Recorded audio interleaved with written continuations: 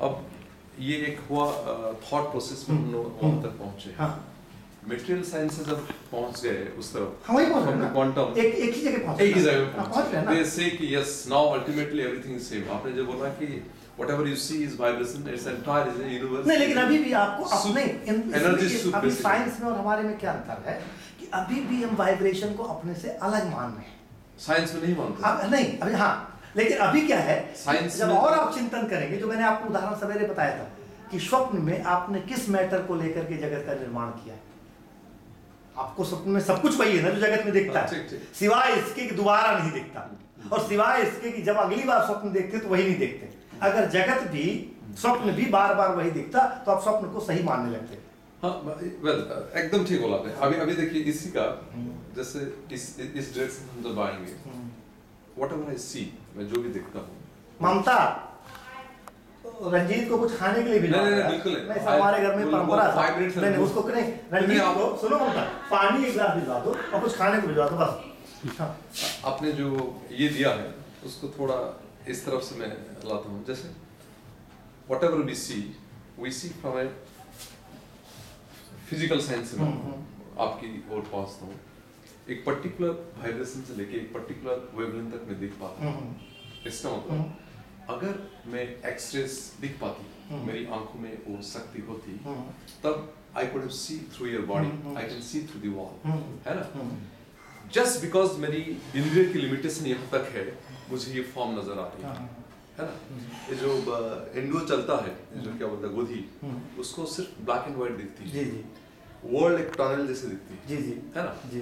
हमारी कान में जो ध्वनि सुनाई पड़ती है, अब एक पर्टिकुलर 20 हर्ट्ज से लेके ये इसका बियॉन्ड भी आवाज है, इसके नीचे भी आवाज है। लोग सुनते हैं, जो कुत्ते को सुनाई देता है, कुत्ते को सुनाई देता है, लोग तो सुनते हैं, बैट को सुनाई देता है, तो मुझे सुनाई। इसका मतलब रियलिटी का एक पार्ट मैं अनुभव करता हूँ, whatever we feel through senses.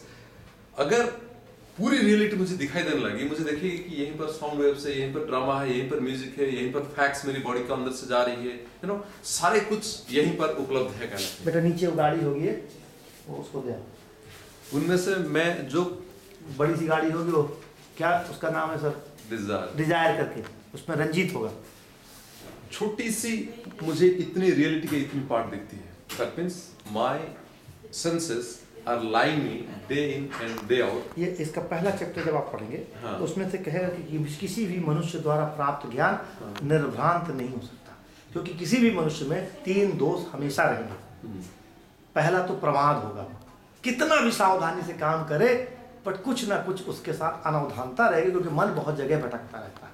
मन एक जगह नहीं रहता ना, सारी सेंसेस में दौड़ता है, और एक समय में एक ही सेंसेस के साथ रहता है। तो जिस समय एक सेंसेस के साथ है, उस समय बाकी सेंसेस के साथ जो हुआ है उसने उसको ग्रहण नहीं किया, इसलिए प्रमाद रहेगा। करण पाटो रहेगा। करण माने इंस्ट्रूमेंट जो है ना, चाहे कितने रिफाइन कर ले जाए, उनकी परसेंटेज एरर हमेशा रहेगी। सो करण पाटो, करण माने यही मतलब है। अब ये जो हम जिसको आज परसेंटेज फिजिक्स में बोलते हैं, वो करण पाटो शब्द बहुत पहले था। एंड लिप्सा रहेगी। लिप्सा माने लालच, कोई ना कोई कारण रहेगा अपने संप्रदाय को, अपने धन को, अपने ज्ञान को, किसी चीज को प्रूव करने का। वो लिप्सा से रहित व्यक्ति नहीं हो सकता। तो प्रमाद, करण अपाटो और लिप्सा, ये मनुष्य के साथ निहित है। इसलिए किसी व्यक्ति के ज्ञान को शास्त्र नहीं माना जा सकता।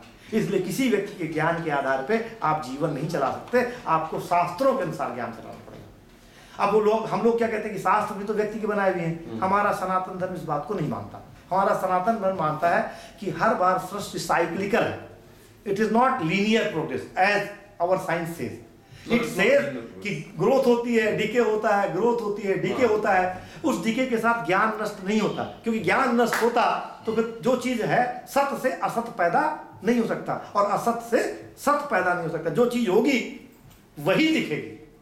तो ये ज्ञान जो सनातन है, जो हर प्रलय के बाद फिर से आ जाएगा, उसको पुनः कुछ नहीं करना है। ब्रह्मा जी उसी ज्ञान को फिर से कह देते हैं।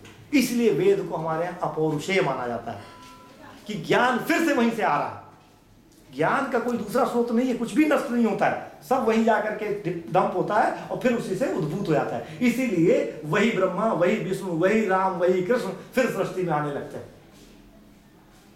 ठीक है। ना ठीक। तो ये जो आपने कहा ना, वही बात मैं कहना चाहता था कि ये बात जो आप कह रहे हैं इसीलिए कि ये दोष हमारे यहाँ, इसीलिए हमें शास्त्रों का सहारा लेना पड़ता है। अच्छा, शास्त्र तब हमारा एक और चीज कहते हैं कि बिना एक्सपीरियंस के ज्ञान ज्ञान नहीं है। वो ये नहीं कहते कि नहीं तुम शास्त्र को मान लो, कोई भी ज्ञान अगर प्रत्यक्ष का विरोध करता है तो स्वीकार्य नहीं है, ये हमारा दर्शन कहता है, चाहे वो वेद नहीं कहा। अंतर सिर्फ ना वो कहता है कि वेद का कोई भी ज्ञान ऐसा नहीं जो आप प्रत्यक्ष से अनुभव ना कर सके, पर आप उस लेवल तक पहुंचे नहीं है, इसका मतलब ये नहीं है कि वो ज्ञान नहीं है। एकदम। जब आप ब्रह्म के लेवल पे पहुंच जाएंगे तब ये ज्ञान आपको अपने आप स्वतः स्फुटित हो जाएगा। एक समस्या क्या थी, हमारे यहाँ लोगों ने ब्रह्म ज्ञान को गोपनीय रखा। हाँ, that is the issue। नहीं, गोपनीय क्या मतलब? क्यों रखा? नॉट ओनली गोपनीय रखा, उसको काफी सेवा कराने के बाद जटिल बना कर रखा। नहीं इसलिए आप जैसे इसमें भी आप आई हैड अ बुक, इसमें काफी ये एक्सप्लेनेशन की नेचर की रियलिटी क्या है, आत्मा की स्वरूप क्या है। आपने जैसे बोला बॉडी में ये नहीं है वो नहीं है, एकदम layer wise it has describe how do you feel yourself, मतलब what is that here. Suppose you look into my eyes, ठीक है, आपको दिखेगा कि who is that who is witnessing. मैं इसको देख रहा हूँ, इफ आई अच्छे से देखूंगा तो हमारी जो नॉलेज दिया हुआ है, हमको पढ़ाया हुआ है, आंख देख रहा है, ब्रेन देख रहा है, बट ब्रेन डजंट